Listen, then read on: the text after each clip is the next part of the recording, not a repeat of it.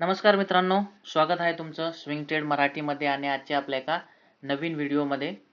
आजच्या व्हिडिओमधून आपण एका सेक्टरबद्दल डिस्कस करणार आहोत आणि एका सेक्टरबद्दल एंड टू एंड अनालिसिस करण्याचा प्रयत्न करणार आहोत. कारण या सेक्टरमध्ये मागच्या बऱ्याच दिवसांपासून एक न्यूज येत आहेत आणि त्या न्यूजमुळे या सेक्टरमध्ये एक डाऊनसाइड मुवमेंट आपल्याला बघायला मिळते. या सेक्टरची इंडेक्स असेल किंवा या सेक्टरचे जे काही स्टॉक असेल तर ते खूप जास्त प्रमाणात किंवा बऱ्यापैकी डाऊन ट्रेंड मध्ये असलेला आपल्याला दिसून येतं. आजच्याच दिवशी जर आपण बघितलं तर मार्केट निफ्टी फिफ्टी ही जी इंडेक्स बघितली तर जवळपास 146 पॉईंट निगेटिव्ह क्लोज झाल्याचे आपल्याला इथं चार्ट वरती दिसते. आता या निगेटिव्ह क्लोजिंग मागे जे काही मेजर रिझन होतं किंवा मेजर जो काही सेक्टर होता तो म्हणजे आय टी सेक्टर. आणि आजच्या व्हिडिओमधून आपण ह्याच सेक्टर बद्दल डिस्कस करणार आहोत. एक अनालिसिस करण्याचा प्रयत्न करणार आहोत की नेमकं काय होतंय आय टी सेक्टरमध्ये, काय होतंय किंवा फ्युचरमध्ये काय होऊ शकेल. खरोखर ह्याची काही न्यूज येत आहेत आणि न्यूजला धरून जे काही स्टॉक मार्केट किंवा ते जे सेक्टर आहे त्या सेक्टर मधल्या कंपनी आहेत, ते स्टॉक आहेत, ते जशा प्रकारे बिहेव करतायत तर त्यावरून खरंच आय टी इंडस्ट्री ही एका दिवशी संपून जाईल का अशी भीती वाटायला लागते. बरोबर आहे. तर मग आज आपण आय टी स्टॉक मधलं जे काही फिअर आहे सध्याच्या कंडिशनला ते अनालाइज करण्याचा प्रयत्न करणार आहोत. खरोखर आय टी इंडस्ट्रीमध्ये काम कसं चालतं आणि जे काही रिझन्समुळे हा डाऊनफॉल किंवा हा फिअर क्रिएट झालेला आहे त्याच्यामुळे खरोखर आय टी इंडस्ट्रीला म्हणजे लॉस होऊ शकतो की त्याच्यावरती आय टी इंडस्ट्रीज काय करेक्टिव्ह ऍक्शन्स किंवा काय स्टेप्स घेऊ शकतील किंवा इनफॅक्ट त्यांनी ऑलरेडी घेतलेल्या आहेत. ओके, काही इन प्रोग्रेस आहेत. त्या सगळ्या गोष्टींचा आज आपण डिस्कशन करणार आहोत. म्हणजे तुम्हाला एक क्लिअर होईल की ह्या सेक्टरमध्ये नेमकं काय चाललंय किंवा येणाऱ्या काळामध्ये या सेक्टरमध्ये काय होऊ शकतो. आपण ॲज अ स्विंग ट्रेडर किंवा ॲज अ इन्व्हेस्टरच्या पॉईंट ऑफ व्ह्यूने आज आपण डिस्कस करणार आहोत आणि रिझन्स काय ते जाणून घेण्याचा प्रयत्न करणार आहोत. त्याचे इम्पॅक्ट असतील, त्याच्यामध्ये अपॉर्च्युनिटी असतील किंवा त्याच्यामध्ये काही आपल्याला अपॉर्च्युनिटी नसतील, या सगळ्या गोष्टी आपण आज या व्हिडिओमधून जाणून घेण्याचा प्रयत्न करणार आहोत. ओके, चला तर मग सुरुवात करूया. सगळ्यात अगोदर जसं मी सांगितलं की निफ्टी फिफ्टी ही जवळपास 146 पॉईंटने डाऊन साइड मुवमेंट देऊन आज निगेटिव्ह क्लोज झाली. ओके, त्याला जे काही रिझन होतं ते म्हणजे आय टी सेक्टर. तर सगळ्यात जास्त प्रमाणात आय टी सेक्टरमध्ये डाऊन साइड मुवमेंट आली ती म्हणजे 1934 पॉईंटने क्लोज झाली आणि ते म्हणजे जवळपास 5.5%. 5.5% एका दिवसात ती क्लोज झाली. आजच्या दिवशी 12 फेब्रुवारीला आय टी इंडेक्स आणि मेजर आय टी स्टॉक हे गॅप डाऊन ओपन झाले आणि कंटिन्युअसली जेव्हा मार्केट क्लोज झालं तोपर्यंत निगेटिव्ह ट्रेड करत होते आणि जवळपास 5 ते 6% हे डाऊन साइड किंवा निगेटिव्ह क्लोज झाल्याचं आपल्याला दिसतंय. आता यामागचे रिझन्स काय आहेत, यामागे काय न्यूज आली आणि कोणत्या न्यूजला आय टी इंडेक्सने किंवा आय टी स्टॉकने रिॲक्ट केलं ते आपण सगळ्यात अगोदर बघूया. त्याच्यामागे मी इथे एक ओपन केलेली आहे वेबसाईटची न्यूज होती ती ओपन केली आहे. याच्यामध्ये बघा, Infosys, TCS, Wipro tumble up to 5%. Why are the I T stocks following today. याच्यामागे रिझन्स त्यांनी दिले ते आपण फक्त एक बघूया आणि त्याच्यावरती मी तुम्हाला एक्सप्लेन करतो की काय नेमकं. आता याच्यामध्ये एक सगळ्यात पहिल्याने काय दिलं, weak global cues hit I T stock. म्हणजे ग्लोबली अमेरिकेचं जे काही रेट कट असतील, ओके, किंवा अमेरिकेमध्ये इन्फ्लेशन असेल, ह्या सगळ्या गोष्टींचं जे काही ग्लोबल डेटा आहे त्याच्या बेसिसवरती एक आय टी स्टॉकने किंवा आय टी सेक्टरने रिॲक्शन दिली. हे एक मायनर रिझन आहे. बट एक मेजर रिझन जे आहे ते म्हणजे A I disruption PS return to centre stage. म्हणजे मागच्या बऱ्याच दिवसापासून तुम्ही असं न्यूजमध्ये बघितलं असेल किंवा ऐकलं असेल की आय टी इंडस्ट्रीमध्ये किंवा टेक्नॉलॉजीमध्ये आता ए आयचा समावेश होतोय किंवा ए आय येत आहे. जे ए आय आता ह्युमन असतील किंवा जे एम्प्लॉई असतील ते एम्प्लॉई रिप्लेस करून आता ते वर्क जे असेल, ते टास्क जे असेल ते ए आय करेल. ओके, आता यामुळे काय होऊ शकतं की एम्प्लॉईजची संख्या कमी होऊ शकते, नवीन हायरिंग कमी होऊ शकते. त्यामुळे कंपनीला होणारा रेव्हेन्यू किंवा त्यांचे प्रॉफिट हे कमी होऊ शकतात. असा एक म्हणजे लोकांच्या मनात किंवा इन्व्हेस्टरच्या मनात एक फिअर आहे. ओके, पण ऍक्च्युअल मध्ये आज आपण बघूया की नेमकं काय असतं, आय टी इंडस्ट्री कशी वर्क करते किंवा जे चेंजेस होतात त्यावरती आय टी इंडस्ट्री काय काम करते हे आपण आज बघण्याचा प्रयत्न करूया. ठीक आहे.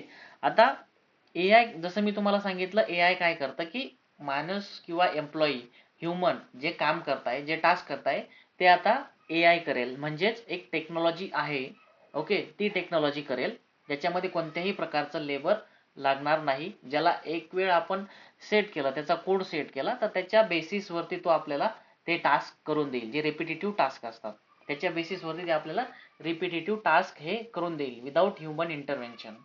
ओके, तर हे झालं एआयचं काम. आता याच्यामुळे आपण कोणीही सांगितलं किंवा आपण जर रीड केलं त्याच्यावर ऑब्व्हियसली आपल्याला असं वाटतं की एआय हे आपले ह्युमन जे असतात किंवा एम्प्लॉय असतात त्यांना रिप्लेस करेल.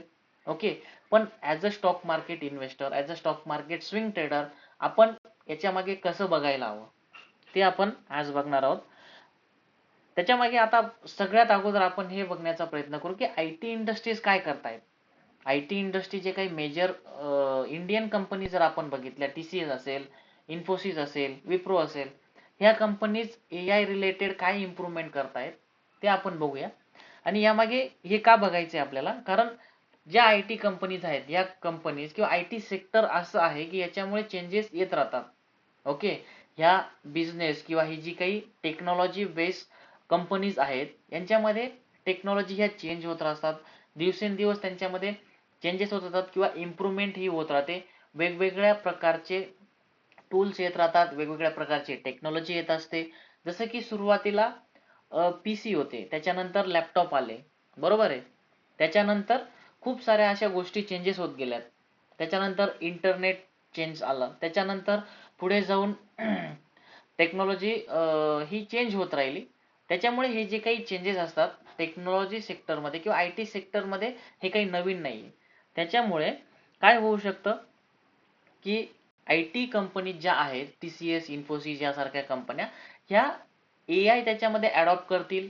त्यांचे जे काही एम्प्लॉय असतील त्यांना एआय स्किल करतील. एआय बनवण्यासाठी किंवा एआय जे टूल असतात ते टूल वापरण्यासाठी कोणत्या गोष्टींची ट्रेनिंग लागेल किंवा कोणतं स्किल लागेल ते ट्रेनिंग देतील किंवा ते ऑलरेडी देत आहेत. ओके, आता मी ऍक्च्युली आयटी सेक्टरमध्ये किंवा आयटी इंडस्ट्रीमध्ये वर्क करतोय, तर त्यावरून तुम्हाला सांगू शकतो की आयटी सेक्टरमध्ये आतापर्यंत जे काही एआय रिलेटेड टूल्स आलेले आहेत तर ते आपण आपल्या डे टू डे लाईफमध्ये जे काही ऍक्टिव्हिटी करतो, ओके, किंवा जे प्रॉब्लेम सॉल्व्ह करतो कस्टमरचे, त्यामध्ये आपण त्याची हेल्प घेऊ शकतो जेणेकरून आपण आपले जे काही प्रॉब्लेम असतात ते इफेक्टिव्हली सॉल्व्ह करू शकतो, कमी वेळेत सॉल्व्ह करू शकतो. याच्यासाठी एआय हा यूज केला जातो. ओके, आता याच्यामध्ये कंपन्यांचे काय काय प्लॅन्स आहेत तिथे बघूया. आता मी इथे सर्च केलंय ChatGPT वरती की what are the key decision IT industry taking to counter the AI disruption. Okay, summarise the bullet point. TCS आणि इन्फोसिस साठी मी इथं सर्च केलेलं आहे.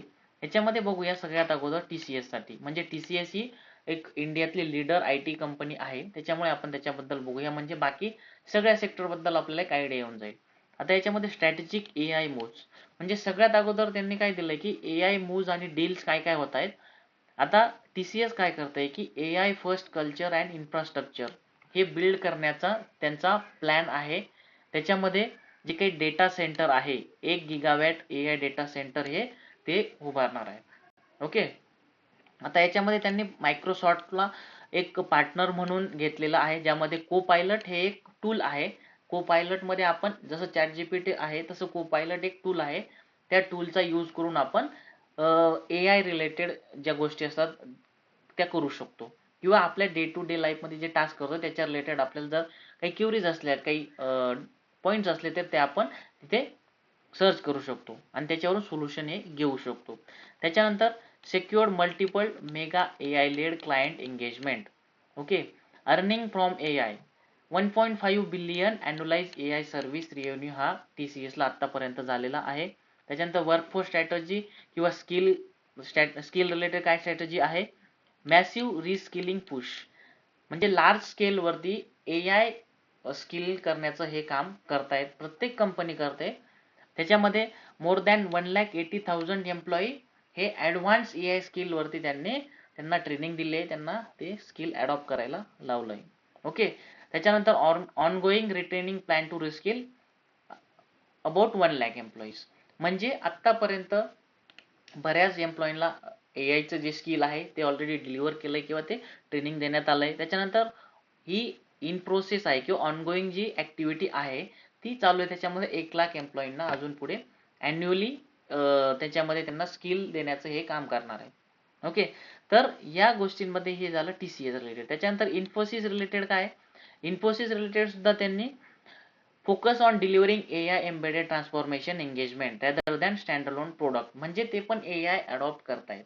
AI अडॉप्ट करूनच ते आता पुढच्या जे काही त्यांचे प्रोजेक्ट असतील ते प्रोजेक्ट कंप्लीट करून ते डिलिव्हर करण्याचा त्यांचा हा प्लॅन असणार आहे. त्याच्यामुळे completed 400 plus generative AI project, म्हणजे त्यांनी already 400 plus generative AI project सुद्धा कंप्लीट केलेले आहेत. म्हणजे याच्यावरून काय दिसून येतंय की TCS आणि इन्फोसिस या दोन कंपन्यांचं जरी आपण बघितलं तरी त्या कंपन्यांच्या ज्या काही ऍक्टिव्हिटी आहेत त्यांच्यावरून काय दिसून येतंय की ह्या कंपन्या जे काही AI आहे त्यांना अडॉप्ट करतायत. कशासाठी अडॉप्ट करतायत, तर आपल्या बिझनेसच्या फ्युचर ग्रोथसाठी अडॉप्ट करतायत, आपल्या क्लायंटच्या चांगल्या प्रोजेक्ट डिलिव्हरीसाठी अडॉप्ट करतायत. तर ह्या गोष्टींसाठी ज्या ज्या स्टेप असतात जसे की डेटा सेंटर उभारणं, ट्रेनिंग देणं, ओके, AI च्या माध्यमातून जे काही प्रोजेक्ट असतील ते प्रोजेक्ट कंप्लीट करून देणं, ह्या सगळ्या गोष्टी या कंपनीत ज्या आहेत त्या कंपनीज करण्याचा प्रयत्न करतायत. बिकॉज हे जे काही AIचं जे काही ट्रान्सफॉर्मेशन आहे किंवा टेक्नॉलॉजी चेंज आहे तो मेजर चेंज आहे, त्यामुळे त्याला अडॉप्ट करायला त्याच्यामागे एक जे काही आपण म्हणतो ना स्मूथ फ्लो यायला थोडा वेळ लागेल. कारण प्रत्येक वेळेस जेव्हा जेव्हा ट्रान्सफॉर्मेशन होतं, जेव्हा चेंज येतो तेव्हा ती प्रोसेस थोडी डिस्टर्ब होते. म्हणून सध्या तरी IT इंडस्ट्रीमध्ये ही जी काही AI मुळे आलेला जो काही चेंज आहे त्याच्यामुळे थोडी डिस्टर्ब झाल्याचे आपल्याला दिसून येते.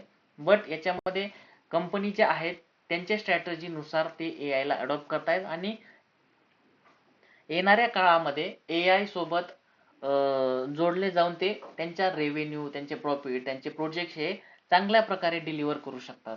त्यामुळे यामध्ये कोणत्याही प्रकारे असं वाटत नाही की AI मुळे या ज्या काही कंपन्या आहेत, IT कंपन्या किंवा IT सेक्टरला इथे धोका होऊ शकतो किंवा हे सेक्टर हे संपू शकतं, अशा कोणत्याही प्रकारचं यामध्ये इथं दिसून येत नाही.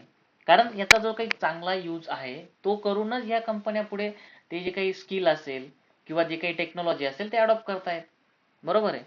तर याच्यामध्ये तुम्हाला जर आता मी हे जे काही तुम्हाला एक्सप्लेन केलं हे सुद्धा चॅट जीपीटीचा यूज करून, हे सुद्धा एक AI आहे. म्हणजे याचा यूज करून तुम्हाला एक चांगल्या प्रकारे समजवण्याचा मी प्रयत्न केला, म्हणजे हा एक फायदा झाला. आता तुम्हाला अजून एक सांगतो की आपण जर याचं जर रिझल्ट वगैरे बघितले, फंडामेंटल जर चेक करण्याचा प्रयत्न केला TCSचा, कारण ही एक मार्केट लीडर कंपनी आहे त्याच्यामुळे आपण त्या TCS या कंपनीचं चेक करू.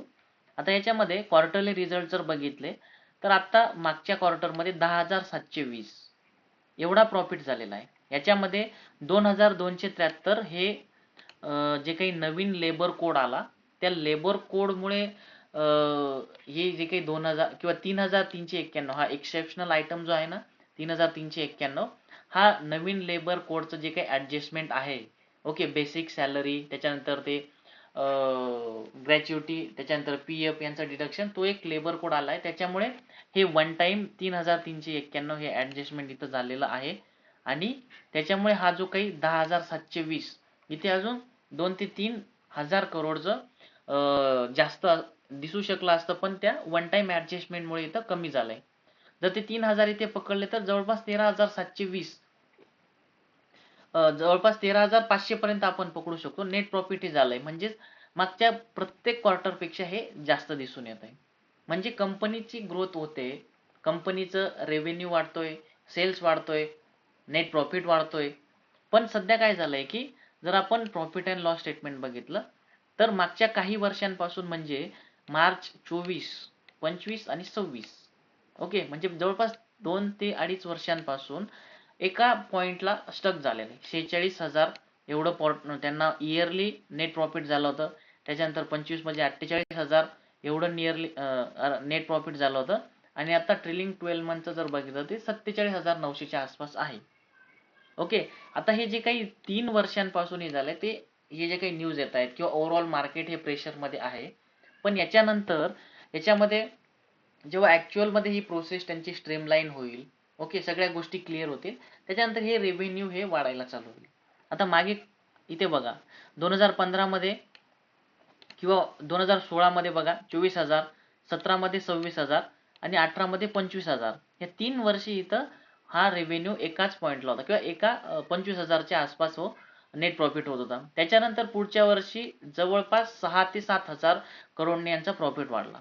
तसं सेम इथे 20, 21 आणि इथे 19, 20, 21 3 वर्षे सेम होता. त्याच्यानंतर 22ला 38,000 झाला. 6 ते 7,000 त्यांचा प्रॉफिट वाढला. तर सेम इथे पण दिसू शकतं 46,000, 48,000 आणि 47,000. तर येणाऱ्या क्वार्टरमध्ये किंवा येणाऱ्या पुढच्या 2-3 क्वार्टरमध्ये ही सगळ्या गोष्टी क्लिअर होतील आणि यांचा रेव्हेन्यू पण वाढेल. कारण AI मधून हे रेव्हेन्यू जनरेट करतील. Okay, AI led project create करतील. त्याच्यानंतर टाइमली डिलिव्हरी करतील, क्वालिटी ऑफ वर्क देतील आणि नंतर ह्या गोष्टी सुद्धा अल्टिमेटली सेल्स आणि प्रॉफिट सुद्धा वाढताना आपल्याला दिसून येईल. म्हणजेच काय तर हा जो काही न्यूज बेस्ड पॅनिक आहे हा शॉर्ट टर्म पॅनिक आहे. ओके, त्याच्यानंतर यामध्ये जर आपण ऑलरेडी ह्या कंपनीमध्ये इन्व्हेस्टेड असू तर आपल्याला कोणत्याही प्रकारचं घाबरण्याचं कारण नाही असं मला वाटतं. इनफॅक्ट जर तुम्हाला नवीन अपॉर्च्युनिटी शोधायची असेल या सेक्टरमध्ये तर तुम्ही हळूहळू यामध्ये एंट्री ही घेऊ शकतात. जर तुम्हाला कोणत्या स्टॉक बद्दल हा कॉन्फिडन्स नसेल पण तुम्हाला माहिती असेल की टेक्नॉलॉजी सेक्टर आहे ते एक ना एक दिवस वरती जाईल तर तुम्ही IT बीज ही कन्सिडर करू शकता. IT बीज म्हणजे सगळ्या IT कंपन्यांचा एक ग्रुप जो की सेक्टर इंडेक्स असतो त्याला फॉलो करतो. ओके, अशा पद्धतीने तुम्ही हे प्लॅन करू शकता तुमचे ट्रेड. त्यामुळे सध्या कोणत्याही न्यूजला किंवा हे जे काही पॅनिक आहे शॉर्ट टर्म याला घाबरण्याचं काही कारण नाहीये.